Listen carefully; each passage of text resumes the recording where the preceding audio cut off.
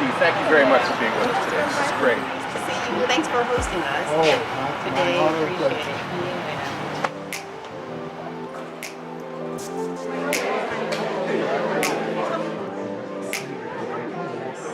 I present and I introduce to you my friend, one who I'm very proud of, the Honorable Angela Alsovitz, County Executive.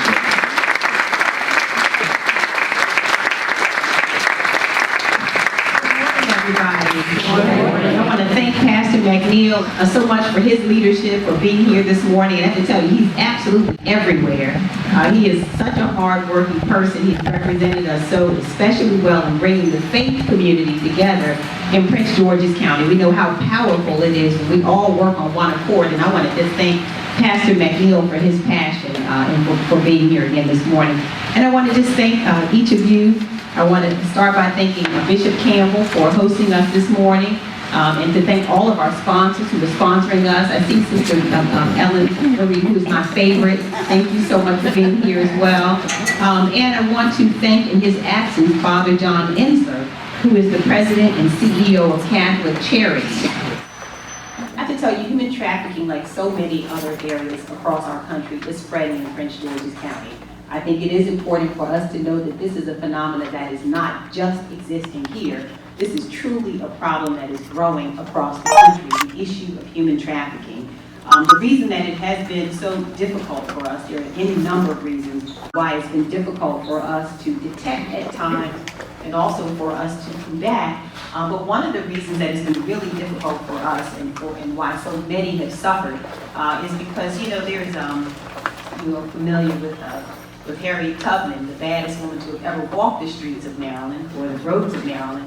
But she said something that was really profound at some point when she was complimented on the number of people that she freed. She said, you know, I could have freed more had they only known that they were slaves. Well, you know, the same is true for human trafficking. One of the greatest challenges we have is that many of our victims do not regard themselves as victims. And for us, this has made this a really, really challenging issue to combat, because many of the victims of human trafficking actually become very close to their abusers. They regard themselves as having been well treated. In fact, it was really shocking to me to hear from some of the young women, and we had this especially concentrated in the College Park area for some reason, but some of the young women who were interviewed said that they regarded their abusers as being, they said they were very well treated. And so this is a shocking sort of thing for us to hear when we said, well, why continue with this? And they said, you know what, I feel that I've been pretty well treated. So this makes it very challenging for us to combat. And the other thing is that our community is just unaware of it. This can happen in your community without your ever understanding it. I recall talking to a family member who said, you know, something strange is happening. I don't know exactly what it is, but I see these young women going in and out of a home, and I think there's no lock to access where you can kind of get in and out of the door there. I noticed that there's a strange circumstance how they admit and let people out of this home. So that's the kind of thing that you can't ignore when you notice that something like that is happening. But it happens very often right beneath our noses, and we do not even recognize that it is happening. We have young women in our school system who are victims of human trafficking. And so the signs of it are not always apparent, but this is the reason that we have to continue to educate our community members on the signs of human trafficking so that together we can continue to work to combat it.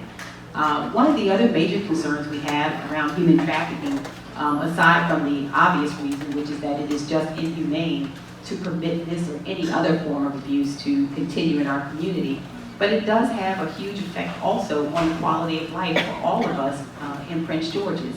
I say that because I don't have to tell you that it is difficult, if not impossible, to attract investment, to do what we need to do to grow our communities when we have something like this existing in our communities.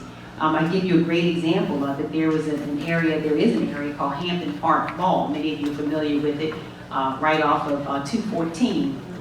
And that was an area that for many, many years we wanted to develop. And it was very difficult to attract interest in this shopping center.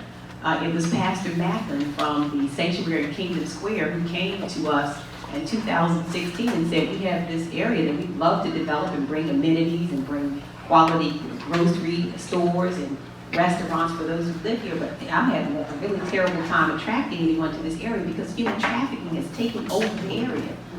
It was at that time that we sat down with Renee Battle-Brooks, Terry Bell, and we also had involvement from the Department of Social Services and said, you know what, we're gonna have to take over this area and solve this problem so that we can bring the goods and services that the people who live there need. It took us to meet with the hotel owner right there where this was happening and literally had to walk door to door in that hotel. Every single door knocked on it, brought the Department of Social Services with us to offer services to the people in those hotel rooms. It took us those couple of years to do so, but we were able to clean that area up in such a way that we broke ground yesterday on an amazing development project that is coming down to Hampton Park Mall, a $250 million development project that will finally deliver healthy foods. They will bring a hotel, have the Department of Health and Human Services, and Ivy City Smokehouse, which is a wonderful restaurant.